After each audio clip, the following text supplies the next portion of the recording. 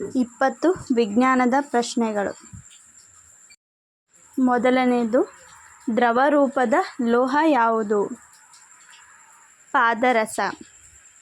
ಪಾದರಸ. Next question, ಪಾದರಸದಿಂದ ಬರುವ ರೋಗ ಯಾವುದು? ಅದು ಮೀನಮಾಟ ರೋಗ. ನೆಕ್ಸ್ಟ್, ಕಬ್ಬಿಣವು ಪಾದರಸದಲ್ಲಿ ತೇಲಲು ಕಾರಣವೇನು? ಉತ್ತರ, ಕಬ್ಬಿಣದ ಸಾಂದ್ರತೆಯು ಪಾದರಸದ ಸಾಂದ್ರತೆಗಿಂತ ಕಡಿಮೆ ಇರುತ್ತೆ, ಹಾಗಾಗಿ ಕಬ್ಬಿಣ ಪಾದರಸದಲ್ಲಿ ತೇಲುತ್ತೆ. ಕಬ್ಬಿಣದ ಮೇಲೆ ಇರುವ ತುಕ್ಕನ್ನು ತೆಗೆಯಲು ಬಳಸುವ ರಾಸಾಯನಿಕ ಯಾವುದು ಅಂತ ಕೇಳಿದಾಗ ಉತ್ತರ, ಆಕ್ಸಾಲಿಕ್ ಆಮ್ಲ. ಸೋಡಿಯಂ ಬೈಕಾರ್ಬೋನೇಟ್ನ ಸಾಮಾನ್ಯ ಹೆಸರು ಬೇಕಿಂಗ್ ಸೋಡಾ. ನೆಕ್ಸ್ಟ್, ಬಟ್ಟೆ ತೊಳೆಯಲು ಬಳಸುವ ರಾಸಾಯನಿಕ ಯಾವುದು? ಸೋಡಿಯಂ ಕಾರ್ಬೋನೇಟ್ ಅಥವಾ ವಾಷಿಂಗ್ ಸೋಡಾ. ಅತ್ಯಂತ ಮೃದುವಾದ ಲೋಹ ಸೋಡಿಯಂ. ಇದನ್ನು ಗಾಜಿನ ತಯಾರಿಕೆ ಮತ್ತು ಕಾಗದ ತಯಾರಿಸಲು ಬಳಸ್ತಾರೆ. ನೆಕ್ಸ್ಟ್, ಲೈಟರ್ಗಳಲ್ಲಿ ಯಾವ ಅನಿಲ ಬಳಸುತ್ತಾರೆ? ಅಂದರೆ ಸಿಗರೇಟ್ ಹಚ್ಚೋದಕ್ಕೆ ಮತ್ತು ಗ್ಯಾಸ್ ಸ್ಟೋವ್ ಹಚ್ಚೋದಕ್ಕೆ ಬಳಸುವ ಲೈಟರ್ಗಳಲ್ಲಿ ಬಳಸುವ ಅನಿಲ ಯಾವುದಂದರೆ ಅದು ಬ್ಯೂಟೇನ್ ಅನಿಲ. ನೆಕ್ಸ್ಟ್, CNG ವಿಸ್ತೃತ ರೂಪ ಕಾಂಪ್ರೆಸ್ಡ್ ನ್ಯಾಚುರಲ್ ಗ್ಯಾಸ್. ಇದರಲ್ಲಿ ಮೀಥೇನ್ ಅನಿಲವನ್ನು ಶೇಖರಿಸಿರುತ್ತಾರೆ.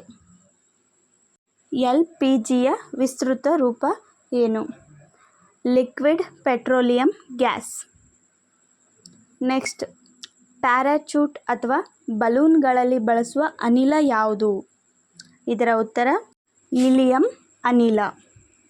ವಿದ್ಯುತ್ ಬಲ್ಬ್ಗಳಲ್ಲಿ ಬಳಸುವ ಅನಿಲ ಯಾವುದು? ಅದು ಆರ್ಗಾನ್ ಅನಿಲ. ನೆಕ್ಸ್ಟ್, ನಿಯಾನ್ ಎಂಬುದು ಇದೊಂದು ಜಡಾನಿಲವಾಗಿದೆ. ನಗಿಸುವ ಅನಿಲ ಯಾವುದು? Nitrous oxide.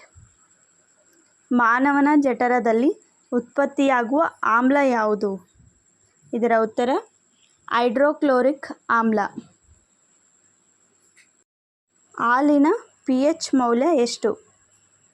ಇದರ pH ಮೌಲ್ಯ 6.4 ರಿಂದ 6.8 ಆಗಿದೆ.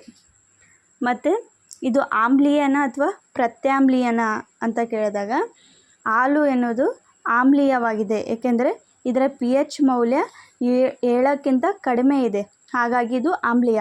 ಏನಾದರೂ 7ಕ್ಕಿಂತ ಹೆಚ್ಚಿದ್ರೆ ಅದು ಪ್ರತ್ಯಾಮ್ಲೀಯವಾಗಿರ್ತಿತ್ತು. ಮಾನವನ ಕೂದಲು ಅಥವಾ ಉಗುರಿನಲ್ಲಿ ಇರುವ ಪ್ರೋಟೀನ್ ಯಾವುದು? ಅದು ಕ್ಯಾರೋಟಿನ್ ಪ್ರೋಟೀನ್. ದೇಹದಲ್ಲಿ ಆಮ್ಲಜನಕ ಅಧಿಕವಾಗಿರುತ್ತೆ ಮತ್ತು ಮಾನವನ ಮೂಳೆಗಳಲ್ಲಿ ಕ್ಯಾಲ್ಸಿಯಂ ಹೆಚ್ಚಾಗಿರುತ್ತೆ.